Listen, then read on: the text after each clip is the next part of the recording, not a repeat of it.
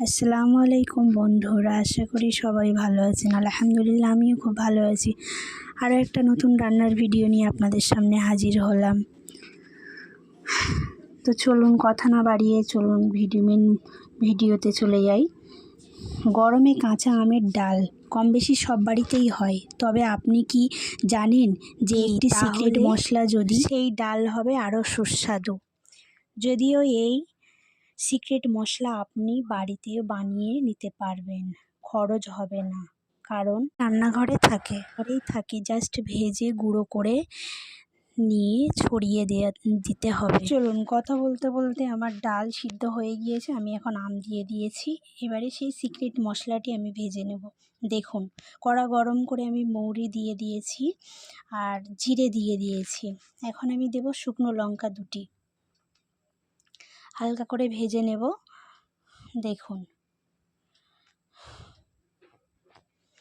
আমি এখন হালকা করে ভেজে নেব মশলাটি।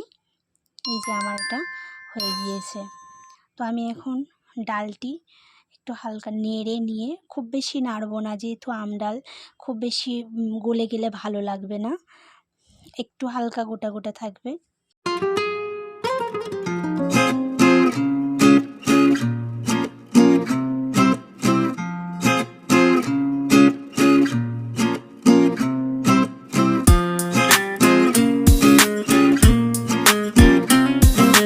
পানি দিয়ে দেব ডালে।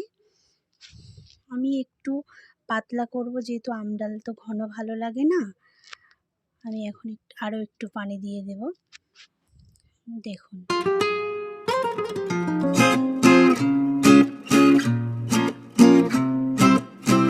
চুলোতে বসিয়ে ফুটতে দেব।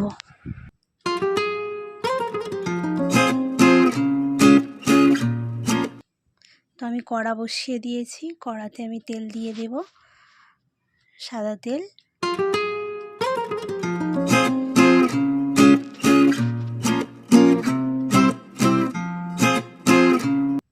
গরম হয়ে এসছে, আমি এখন কালো জিরা দিয়ে দেব।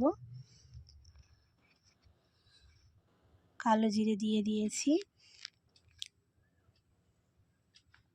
এখন আমি দারচিনি, এলাচ দিয়ে দেব, একটা শুকনো লঙ্কা দেব,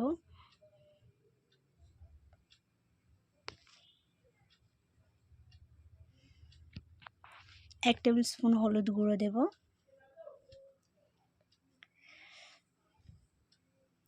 আমি ভালো করে একটু নেড়ে নেব সব মশলাগুলি।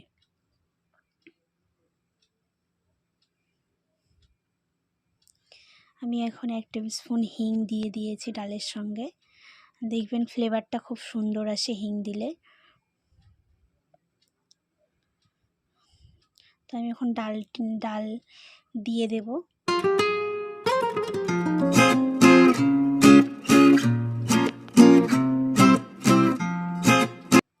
তো ডালগুলি আমি দিয়ে দিয়েছি, এখন আমি একটু নেড়ে নেব।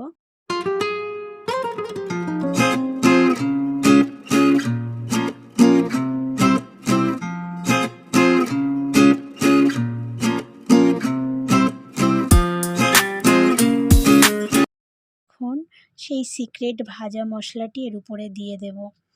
ব্যাস, দিয়ে এখন আপনি একটু নেড়ে নিয়ে গ্যাসের চুলাটি অফ করে দেবেন। ভিডিওটি ভালো লাগলে লাইক, কমেন্ট, শেয়ার করে দেবেন প্লিজ। সাবস্ক্রাইব করে পাশে থাকবেন। ভিডিওটি পুরোপুরি দেখার জন্য সকলকে ধন্যবাদ জানাই।